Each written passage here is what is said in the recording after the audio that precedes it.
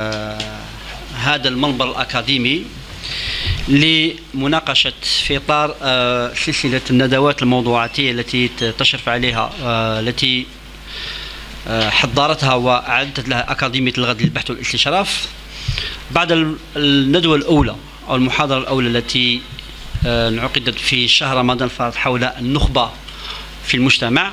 نلتقي مجددا للحديث عن موضوع مهم، موضوع الساعة إن جاز التعبير، ويتعلق الأمر باستراتيجية تنويع الصادرات خارج المحروقات في مواجهة معضلات الاقتصاد الريعي. يعني كلنا نتحدث عن اقتصاد ما بعد البترول، ما هي السبل والوسائل الخروج من اقتصاد يعتمد بدرجة كبيرة على موارد النفط، وإن كانت في السنوات الأخيرة حسب بعض المعطيات البنك الجزائر اتضح أن الجباية العادية تعدت الجباية البترولية. نحن نعتمد على إحصائيات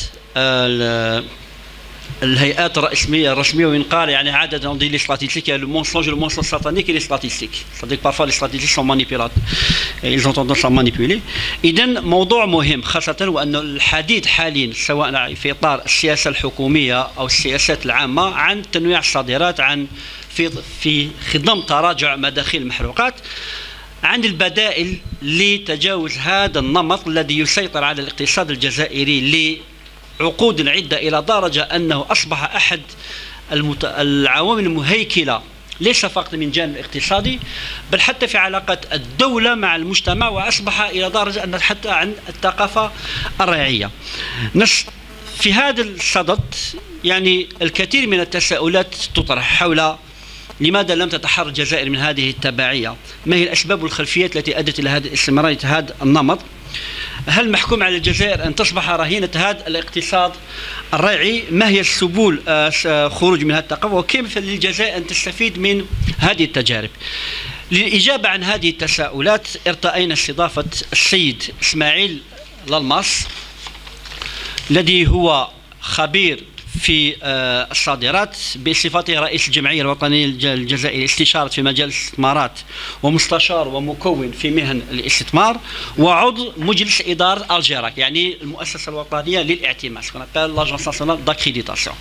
إذن السيد إسماعيل للماس بحكم تجربته، بحكم بأنه قبل أن يكون يعني يحاضر أنه خبير ومهني سي كالكان دو تيران، سوف يحاضر في هذه القضية وحول هذه المسألة. ثم بعد ذلك يعني سوف نترك المجال للسيد إسماعيل للماس لإلقاء مداخلته وإعطائنا الخطوط العريضة حول هذه المسألة، ثم بعد ذلك نفتح نقاش أمام القاعة. قبل أن نبدأ أغتنم هذه الفرصة أولا لتقديم تعازينا الخالصة للسيد إسماعيل للماس إثر وفاة عمه السيد حسن للماس الذي هو أيقونة في كرة القدم، ومن منا حتى وإن كنا شباب لم نشاهده في السبعين السنوات شاهدناه عبر الفيديو، ويعتبر خسارة كبيرة للعائلة وللجزائر. ثم اغتنم فرصة أيضا لتقديم تعازينا للأستاذ أستاذنا زميلنا السيد مولود مسلم إثر وفاة والدته. نسأل الله أن يرحم كل من السيد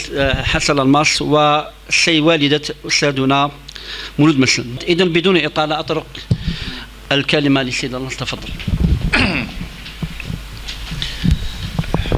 شكرا. بعد بسم الله الرحمن الرحيم والصلاة والسلام على رسول الله.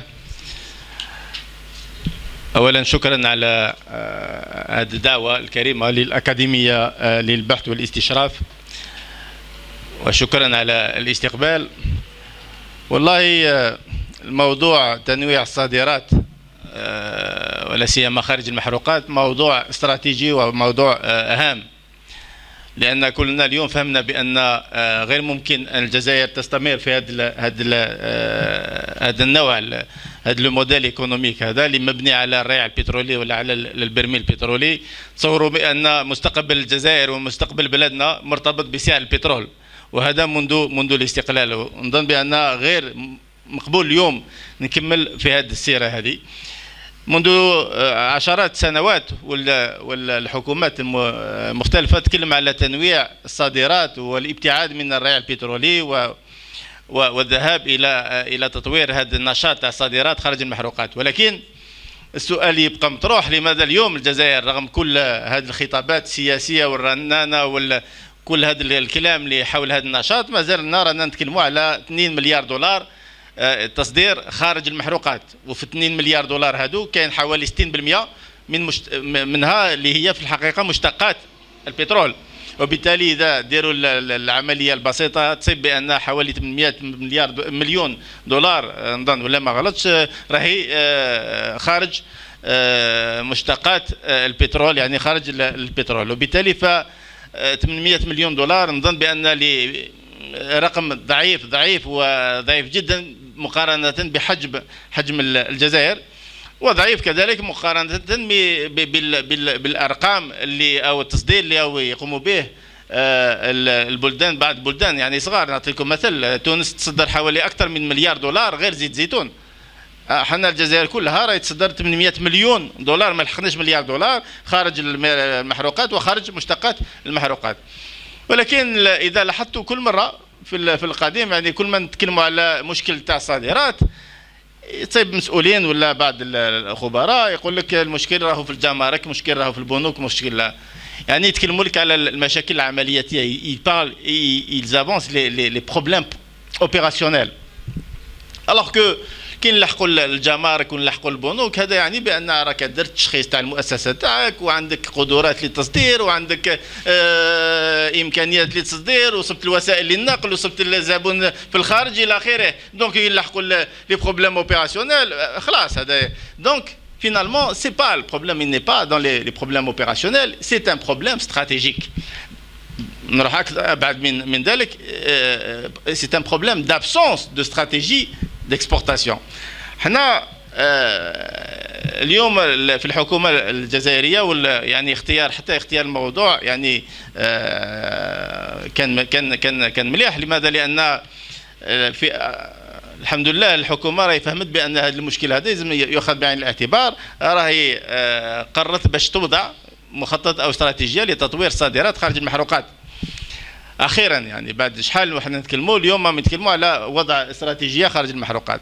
حنا قلنا بان هذه الاستراتيجيه مبنيه على محاور، وقبل ما نروحوا هذه المحاور كاين 3 اسئله تعود تولي اللي نبني عليها هذه الاستراتيجيه هذه. Il y a 3 questions qui reviennent sur lesquelles on doit s'appuyer pour construire ce modèle ou cette stratégie de développement des exportations. أول سؤال، ماذا نصدر؟ Qu'est-ce qu'on va exporter? Donc il faudrait définir l'offre exportable, savoir ce qu'on a comme potentiel à exporter. سؤال ثاني، لمن نصدر؟ donc الأسواق، كيف نقتحم الأسواق؟ ما هي الأسواق؟ إلى آخره. وثالثا سؤال ثالث، كيف نصدر؟ voilà. donc باش نلحقوا السؤال الأول il faudrait définir l'offre exportable. Qu'est-ce que nous avons à exporter؟ لما نتكلموا على الجزائر يقول لك الجزائر بلد كبير وبلد وعندنا القدرات أنا نقول صح، عندنا الجزائر عندها قدرات كبيرة، ولكن أنا باش نصدر هذه القدرات لازم نتوشي هذه القدرات، لازم نعرفها وراهي. Il faut repérer ce potentiel, il faut l'identifier, il faut le définir, il faut le repérer, le quantifier, le localiser, le conditionner, le valoriser, le normaliser. C'est عملية كبيرة ماشي كلام برك. Donc il faudrait aller vers la problématique, définir notre offre exportable. هذه l'offre هذه تولي لنا الكلام تاع تنويع الانتاج، la diversification de notre économie. Parce qu'on parle de diversification de l'exportation, de des exportations, revient bien sûr à penser à la diversification économique. ولكن حتى la diversification هذه ما تكونش فوضوية. Elle doit pas être anarchique, elle doit être ciblée. اليوم تروح تطور الاقتصاد، يعني تطور القطاعات، واش من القطاع راك راح تطور. Donc il faudrait y aller vers des secteurs où on a un potentiel réel, on est compétitif, on a du potentiel, on a les quantités nécessaires, etc. ما نروحوش كل القطاعات، ما نطور سياحة وصناعة وتجارة وزراعة وهذا في نفس الوقت. لا، il faudrait aller vers des secteurs ciblés qui renferment un réel potentiel avec lesquels on peut être compétitif et on peut assurer une continuité de l'activité à l'exportation. Donc la diversification économique doit être ciblée. Et pour définir le potentiel aussi, il faudrait faire un grand travail. où le travail هذا شكون يديرو contrairement à ce qui est en train de se faire. وزارة التجارة قال لك ندير عطاو لها المهام تاع تطوير الصادر تاع وضع هذه الاستراتيجية مليح، ولكن وزارة التجارة ما تنتجش. Donc il faut y aller, il faut faire un travail de coordination avec les secteurs productifs. وهاد les secteurs productifs قبل ما يهضر معاك لازم يعرف واش عنده. Et باش يعرف واش عنده il faut passer par un diagnostic au niveau sectoriel. Donc chaque secteur doit me donner واش عنده إمكانيات داخل هذا القطاع. Il faudrait aller vers un diagnostic sectoriel profond. L'industrie doit me dire ce qu'elle a comme potentiel et ce qu'elle peut développer comme potentiel à terme. Parce que c'est une opération continue. Donc l'industrie doit me donner ce travail. L'agriculture doit me donner ce travail. L'Ukraine a établi une liste qu'on aimerait bien avoir des produits à dos. Je l'ai remise à un conseiller du ministre il y a une année de cela pour les cotations. Les cotations, les prix, eh ben, j'attends toujours les prix et les cotations. Jusqu'à présent, ça fait une année. Ça fait une année.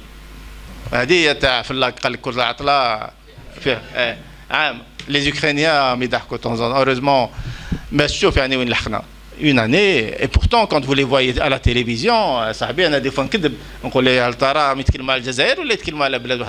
alors qu'on a le donc là, c'est un grand chantier. C'est pas de يقول لك ندير استراتيجيه في خلاص في 3 شهور نوجدها لك. واش توجد لي في 3 شهور؟ واش توجد؟ C'est un chantier au niveau de chaque secteur. C'est un diagnostic qui doit se faire. Le diagnostic ماهيش كلمه.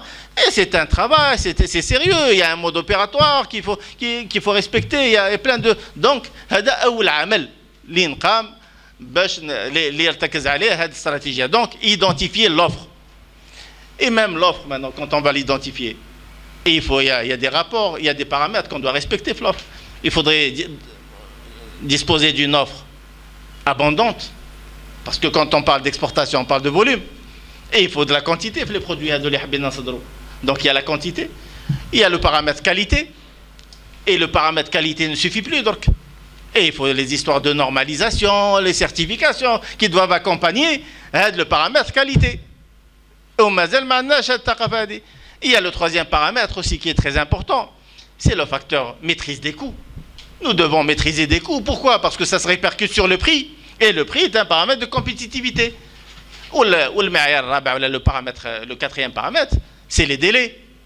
Nous devons respecter les délais parce que l'exportation est un contrat qui nous lie avec un partenaire de l'autre côté. Le 1er août, le 1er août, le 2 août, les pénalités.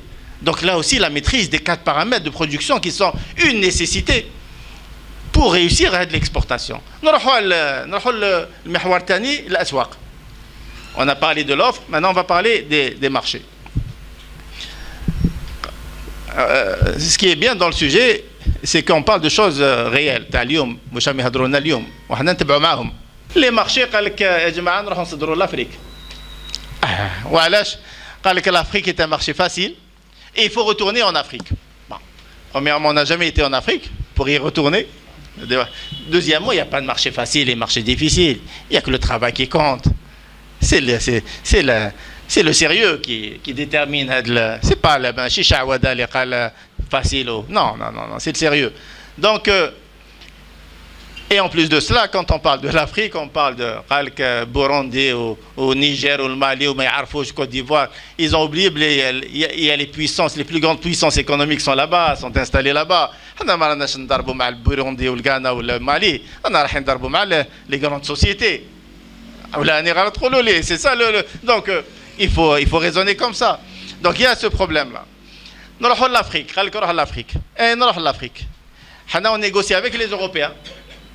Pour le marché commun, pour la zone de libre-échange, pour les accords de libre-échange, autre l'Afrique. Mais voilà, on a négocié avec les Européens. C'est pour nous permettre d'accéder au marché européen plus facilement, sans les obstacles, sans les contraintes, sans les barrières tarifaires, etc. Donc, on négocie pour aller.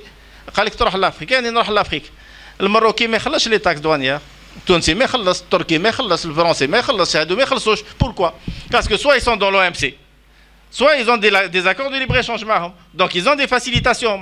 Non, marana في l'OMC, marana في la CEDEAO, marana في la COMESA, marana في aucun truc économique, aucun espace économique. Donc on n'a pas d'avantage. On n'a pas d'avantage compétitif. يقول لك الجزائر ما تعرفش. Non, ماشي ما نعرفوش. حطني dans les mêmes conditions. Dans les mêmes conditions, tout simplement. Le Marocain, quand il a un problème d'avion, pour exporter, il utilise le roi Tahoum pour exporter la marchandise. On a le pavillon national, il n'y a plus. Donc, les marchés, l'accès au marché aussi, doit être accompagné par une politique qui nous permettrait éventuellement d'accéder plus facilement ou là, au même titre que les autres. On ne demande pas la lune. On accède dans les mêmes conditions, avec les mêmes avantages, pas plus, ni moins. Donc, préparer l'accès au marché, c'est très important dans la mise en place de la stratégie. 1. Identification de l'offre. 2. Qu'on a les marchés. Comment y accéder maintenant? كيفاش نروحوا له؟ قال لك نروح لافريقيا كيفاش نروح بالفيلوات؟ Avec quoi? Si on parle de politique, de transport et de logistique, on est les plus chers. Nous sommes les plus chers. La facture Tana est l'une des plus chères en logistique et en transport dans le monde. Voilà. On n'a pas une offre identifiée, on n'a pas un marché national organisé, on n'a pas tout cela, on n'a pas les mêmes avantages pour accéder au marché. Comment accéder? Si on parle de transport et de logistique, on est les plus chers. Donc, il faut mettre en place une politique de transport et de logistique qui répondrait aux besoins de nos exportateurs, tout simplement. Et mes machines, il y a 2 ou 3 cadres dans un bureau qui vont décider cela. Ils aiment tchawar ma'annas. Ils aiment tchawar ma'annas qui sont sur le terrain. Donc il faut y aller vers ça. Mettre en place une politique de logistique et de transport qui répondrait aux besoins de nos exportateurs. Nous sortons le transport, nous allons les banques. Vous allez dans certains pays, تبعت cela, تقدر تروح البنك تاعك يعطيو لك par anticipation le montant de la facture تاعك. Mais c'est ناش حتى الكليون يبعث لك دراهم. Non, vous allez, il vous paye par anticipation. Ils appellent ça par anticipation. يخلصك ما يخليكش تسنى ما تلتاش انت بهاد الامور دخلوا لي ولا ما دخلوليش دراهم. Non, زيد كمل lancer d'autres opérations.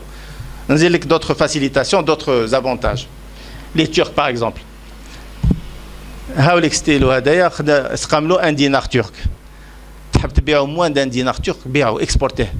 La Turquie, le gouvernement vous donne 18% en termes d'aide, 18% de la facture. En plus de cela, c'est vérifiable. C'est-à-dire, je n'invente pas, on n'invente pas. Sur Internet, c'est ça qui est dramatique. Si c'était secret, non, c'est connu. 18% sur les produits compliqués. Tout ce qui est électrodomestique, technique, etc., il y a 18%. Pour les produits textiles, par exemple, oui, c'est déjà développé un homme, ils donnent 10% d'aide. Ils disent que 10% de la facture de l'exportation pour vous encourager à exporter. Donc, voilà comment. Il y a le fonds de soutien. Nous avons le fonds de soutien aux exportations qui prennent en charge le montant de 50% de la facture de transport entre 50 et 25 selon les produits. Ils vous prennent en charge les frais de marketing, les salons, etc. Mais les subventions. Alors, il y a des gens qui avaient 3 ans, ils n'ont pas été remboursés pour ce qui est transport. Donc, il y a plein de problèmes de ce genre. Il faudrait mettre en place une politique d'accompagnement. Quand on dit politique d'accompagnement, mis à part la politique de transport et de logistique, on aura les banques, on aura les formations, on aura les subventions, on aura ils doivent être mis en place pour aider à accompagner, bien sûr, l'exportateur.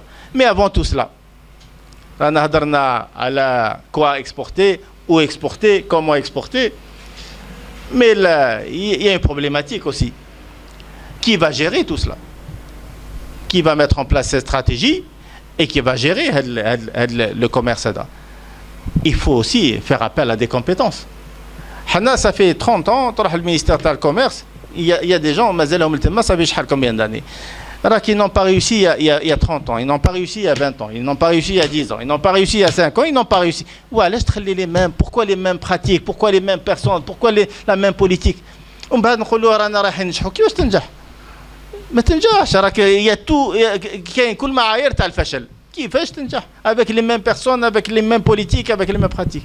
Donc là aussi mettre la compétence à la tête, au centre de cette stratégie. Et ben تروح الوزارة تاع التجارة هما هاد الأيامات يزقيولو بزاف d'ailleurs. Eh ben je trouve tout sauf la compétence. Je trouve tout, on parle de tout sauf la compétence. Pourtant شفنا درنا تجارب من قبل عندنا البنايات عندنا الأراضي عندنا الدراهم عندنا لي لوا عندنا لي تخوك كلش وفشلنا. La seule chose, le seul paramètre qui manque, c'est le paramètre humain, c'est l'être humain, c'est la compétence humaine. Donc il faudrait aussi mettre en place une équipe de qualité et de compétences, mais pas uniquement pour gérer la mise en place de la stratégie, mais pour mettre en place aussi un mode opératoire, mais pour exécuter ce mode opératoire aussi. Il faut l'exécuter, l'exécution. Et là aussi, je sais que vous allez me poser cette question. Donc, pour exécuter, pour la compétence, etc., il faudrait que les autres secteurs aussi soient au même niveau. Ça veut dire quoi? Ça veut dire que développer les exportations, ou développer l'activité exportation revient à mettre en place un nouveau modèle économique. Un modèle économique basé, qui s'appuie sur les exportations aux hydrocarbures. Mais c'est ça هذا هو الهبل اللي رانا فيه مازلنا رانا كل عام نرميو une loi non développer les exportations hors hydrocarbures revient à mettre en place un nouveau modèle économique qui s'appuiera sur justement l'activité des exportations qui est vitale pour l'avenir du pays. C'est-à-dire là نهضروا عليها dans une salle هكذا et tout, mais on oublie qu'on parle d'une activité je reviens au mot vital pour l'avenir du pays. Le pétrole خلاص ولا ما خلاص اللي ما نتبعوا الناس كاع درك البلدان كاع ما عندهم البترول ou les énergies renouvelables ou les énergies je ne sais pas quoi. Qui va acheter donc le pétrole تاعنا ولا qui va acheter le gaz تاعنا? Et en plus de cela on consomme énormément. Aujourd'hui on consomme 30% de la production تاعنا en les hydrocarbures. Maintenant, en 2030, on va inverser la forme, on va consommer 70%. Ils prennent 30% à l'exportation. Mais comment on va vivre? Donc, quand on parle de cette activité exportation, c'est une activité stratégique pour l'avenir de ce pays. Donc, maintenant, je vais résumer. La mise en place de cette stratégie de développement des exportations s'appuie, sur la compétence. En bas, il y a les paramètres sur lesquels on doit se baser pour la construction de cette stratégie. Identification de l'offre, c'est un grand chantier. Peut-être c'est même pas une phrase, mais c'est un grand chantier. Enfin, même pas une phrase, même pas une ligne. C'est un grand chantier parce que ça touche tous les secteurs. C'est un diagnostic sectoriel qui est nécessaire pour cela. Et donc, imaginez ce que ça veut dire.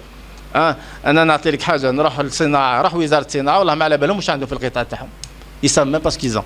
J'ai vu des responsables de l'industrie, la foire de la production nationale, qui disent ils ne savent pas ce qu'on. Qui fait ce Donc, identification de l'offre. 2, l'accès au marché. Et l'accès au marché doit s'appuyer sur la diplomatie et la politique. Donc là, pour accéder, il faudrait aller vers des accords de libre-échange. Mais gagnant des deux côtés. Pour la zone africaine de libre-échange,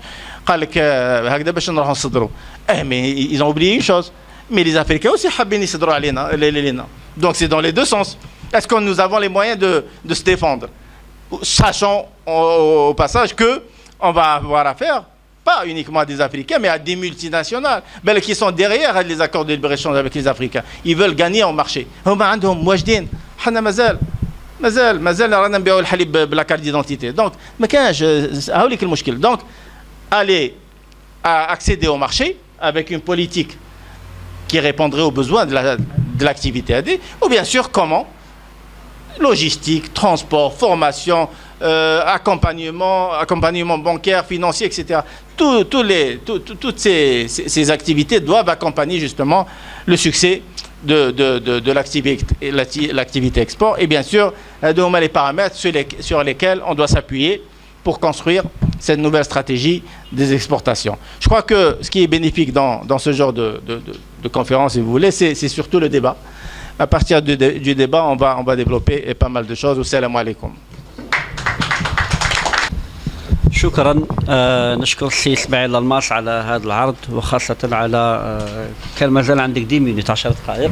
نعطيها لكم في الديبا. لا، حاول انك يعني في هذه المداخلة يعني وضعتم الأصبع على أهم النقاط الأساسية، خاصة أنكم انطلقتم من تشخيص أساسي ومهم، هذا الاعتماد الهيكلي cette dépendance structurelle et structurante للجزائر على النفط، والتساؤل الذي وفي حقيقة هو تخوف، بمعنى أننا أصبح الاقتصاد الجزائري محكوما عليه، ربما أنه رهن مستقبل الجزائر بسعر برميل النفط. وتحدث عن حقيقة، وهي أنه قمت بتفكيك خطاب رسمي فيما يتعلق بحقيقة ملياري دولار من الاستثمارات، في حقيقة ما هي إلا 400 مليون دولار أو 500 مليون دولار، وكل الباقي هي مشتقات البترول. وقمت بمقارنة مع الدول الجارة كتونس التي هي رائدة في تصدير